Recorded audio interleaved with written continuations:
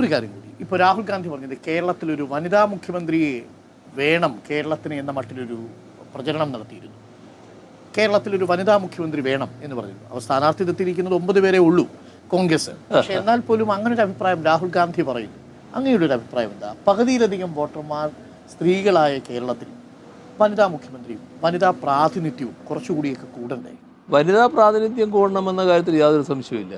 പിന്നെ ഓരോ സ്ഥാനത്തും ഓരോ സ്ഥാനവും എങ്ങനെ വേണം എന്നുള്ളത് അതത് ഘട്ടത്തിൽ നമ്മളത് സാഹചര്യം വെച്ച് തീരുമാനിക്കുന്ന കാര്യമാണ്. അതങ്ങനെ തീരുമാനിക്കാൻ പറ്റും. എന്നാൽ സംശയമില്ലാതെ പറയാൻ പറ്റും, വനിതകളുടെ പ്രാതിനിധ്യം വർദ്ധിക്കേണ്ടത് തന്നെയാണ്. അതിനിയും വർദ്ധിക്കേണ്ടതായിരുന്നു. ഇപ്പോൾ ഞങ്ങൾ നിശ്ചയിച്ചതിലും കൂടുതൽ വനിതകളെ നിശ്ചയിക്കാൻ കഴിയണമെന്ന് തന്നെയാണ് ഞങ്ങൾ കാണുന്നത്. ഇനിയിപ്പോൾ സംവരണ ബില്ല് വരാൻ പോകുന്നു. പക്ഷേ സംവരണം വരുന്നതിന് മുൻപ് തന്നെ പാർട്ടി അങ്ങനൊരു തീരുമാനം എടുക്കുമോ? അല്ല, പാർട്ടി എപ്പോഴും വനിതകൾക്ക് പ്രാധാന്യം കൊടുക്കണമെന്ന് ആഗ്രഹിക്കുന്നുണ്ട്. പക്ഷേ പ്രായോഗികമായി ചില പ്രശ്നങ്ങൾ ആ സമയത്ത് വരും. തിരഞ്ഞെടുപ്പിൻ്റെ സീറ്റ് വിഭജനം, സീറ്റിൻ്റെ ജയം, കാര്യങ്ങളും ഒക്കെ വരുമ്പോൾ ചില ക്രൈറ്റീരിയകൾ നടപ്പാക്കുന്നതിന് ചില ഘട്ടത്തിൽ പ്രയാസങ്ങൾ ഞങ്ങൾക്ക് അനുഭവപ്പെടുന്നുണ്ട്. അതിൻ്റെ ഭാഗമായിട്ടാണ് ഇങ്ങനെ കുറവുകൾ വരുന്നത്. എന്നാൽ ആ കുറവുകൾ വന്നുകൂടാ എന്ന് തന്നെയാണ് നിർബന്ധമായിട്ട് ഞങ്ങൾ കാണുന്ന കാര്യം. ഇപ്പോൾ നമ്മൾ നിൽക്കുന്നത് മുഴുപ്പിലങ്ങാട് വാക്ക് വേയിലാണ് അല്ലേ? വാക്ക് വേ മനോഹരമായ സ്ഥലമാണ്. ഇത് നല്ല ദൂരമുണ്ട്.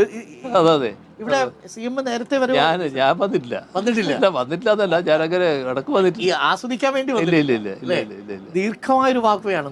രാത്രിയിലും വൈകുന്നേരം ഒക്കെ ഇരിക്കാൻ പറ്റും. മനോഹരമായ ഒരു അറേഞ്ച്മെന്റ് ഒക്കെ ഉണ്ട് അല്ലെ? കാറ്റുള്ള ഈ മുകളിലത്തെ കാഴ്ചകൾ പ്രേക്ഷകർക്ക് കാണാം. ഈ മുഴുപ്പിലങ്ങാട് ബീച്ച് വൈകുന്നേരം ഒരു ഈ കടൽ സായാഹ്നത്തിൽ വന്നിട്ട് കടൽ കാണാൻ പറ്റും അല്ലേ? സന്ധ്യക്ക് വലിയ ആളാണ് ഇവിടെ, വലിയ തിരക്ക് വരുന്നത്. ആ അർത്ഥത്തിലൊരു ടൂറിസ്റ്റ് കേന്ദ്രമായി ഇപ്പൊ തന്നെ മാറിക്കഴിഞ്ഞിരിക്കും. മുഴുപ്പിലങ്ങാട് മാറിയിട്ടുണ്ട് എന്നുള്ളതാണ്. ഞാനൊരു കാര്യം കൂടി ചോദിച്ചോട്ടെ. ഇനിയിപ്പോൾ അങ്ങ് വീണ്ടും മുഖ്യമന്ത്രിയാകും എന്ന മട്ടിലാണ് പ്രചരണങ്ങൾ പല ഭാഗത്തുള്ളത്. അങ്ങയുടെ 3 എന്നാണ് 3.0, പിണറായി 3.0 എന്നാണ് യഥാർത്ഥത്തിൽ തീരുമാനിക്കേണ്ടത് പാർട്ടിയാണെന്ന് എനിക്കറിയാം. അത് അങ്ങല്ല തീരുമാനിക്കുന്നത്. പക്ഷേ എങ്കിൽ പോലും അങ്ങയുടെ മനസ്സിൽ ഇനിയും ഒരിക്കൽ കൂടി ഒരു മുഖ്യമന്ത്രി പദം അല്ലെങ്കിൽ മുഖ്യമന്ത്രി ആവാനുള്ളൊരു സാഹചര്യം എന്നൊക്കെ ഉണ്ടോ? അല്ല, അത് മുഴുവൻ പാർട്ടി തീരുമാനിക്കേണ്ട കാര്യമാണ്. എങ്ങനെ ഞാനതിന് മറുപടി പറഞ്ഞാലും അത് പാർട്ടി തീരുമാനത്തെ ബാധിക്കുന്നൊരു കാര്യമായിട്ടാണ് വരിക. അതുകൊണ്ട് ഏറ്റവും ഭംഗിയായിട്ടുള്ള കാര്യം മറുപടി പറയാതിരിക്കലാണ്. പക്ഷേ അതിന് ആദ്യം തന്നെ മറുപടി വേണമെങ്കിൽ എനിക്ക് ഉത്തരമായിട്ട് എടുക്കാം.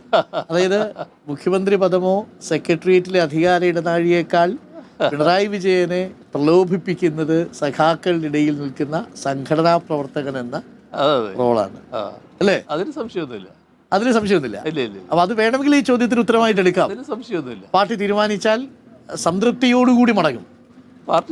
പാർട്ടി തീരുമാനം ഏത് തീരുമാനമായാലും അതിൽ വേറെ പ്രശ്നങ്ങളൊന്നുമില്ല.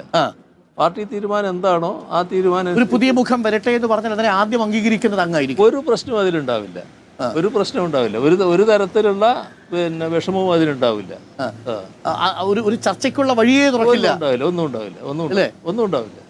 പാർട്ടിയുടെ തീരുമാനത്തിന് എന്താണോ പാർട്ടി തീരുമാനം അത് പൂർണ്ണമായിട്ട് അനുസരിക്കും. ഇപ്പോഴും പാർട്ടിയാണ് അങ്ങയോട് മത്സരിക്കാൻ ആവശ്യപ്പെട്ടത്. അത് മാത്രമാണ്. മുഖ്യമന്ത്രിയുടെ ആണെങ്കിലും ശരി, ബാക്കിയുള്ള വകുപ്പുകളാണെങ്കിലും അത്രയുള്ളൂ.